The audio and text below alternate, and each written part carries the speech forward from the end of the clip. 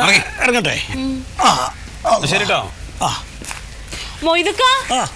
ഒരു ബൈക്ക് പോകുമ്പോ പുറകുന്ന് വിളിക്കരുത് ശ്യാമളെ. സകനം മുഴുവൻ പോയില്ലപ്പോ.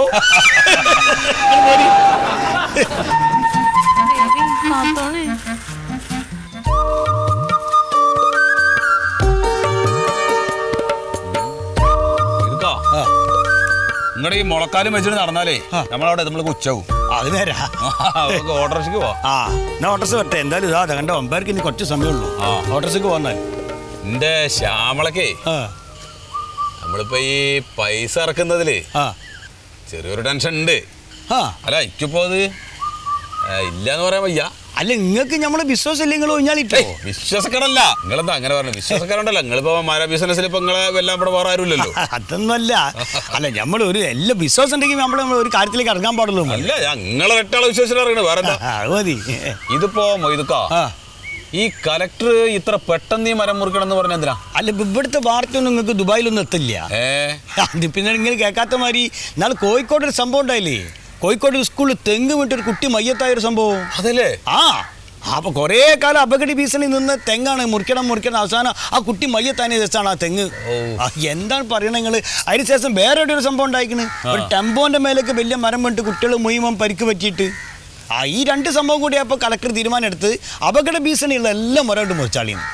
നല്ല തീരുമാനമാണ്. ഇനിയെങ്കിലും നമ്മളെ നാട്ടില് ഈ മരം വീണിട്ട് ഇങ്ങനത്തെ അപകടങ്ങൾ ഉണ്ടാകരുതെന്നാണ് അതിന്റെ ഒരു ഇത്. നമ്മുടെ ഉദ്യോഗസ്ഥന്മാരുടെ ഇടയിൽ നല്ല ആൾക്കാരുണ്ട്, ബോധമുള്ളവരൊക്കെ. ഇതിപ്പോ ഇവര് ഈ ലേലത്തിൽ വെച്ചേക്കുന്നതിൽ ഇപ്പൊ ഏകദേശം എത്ര മരം ഉണ്ടാവും? 30 ഉണ്ടെന്നാ കേൾക്കണത്. ആ 30 വാഗണ്ട്, പ്ലാവുണ്ട്, തേക്കുണ്ട്.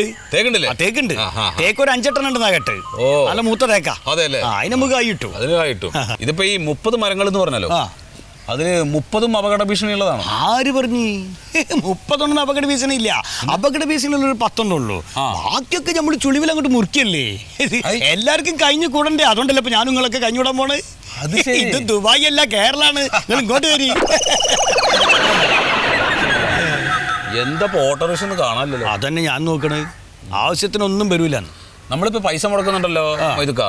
ഇതിപ്പോ നമുക്ക് ഏകദേശം ഇപ്പൊ എത്ര ഇതിനുള്ളിൽ കിട്ടും? ചുരുങ്ങിയ ഒരു മാസം. ഒരു മാസത്തിനുള്ളൂ. പിന്നെ ഇത് ഒരു മാസം കൊണ്ട് മരങ്ങളൊക്കെ മുറിക്കണം എന്നാണല്ലോ കലക്ടർ ഓർഡർ. മുറിച്ചു കഴിഞ്ഞാൽ പിന്നെ എന്താ കാലതാമസവും? അപ്പൊ കായ് കഴിയുമ്പോൾ കിട്ടും.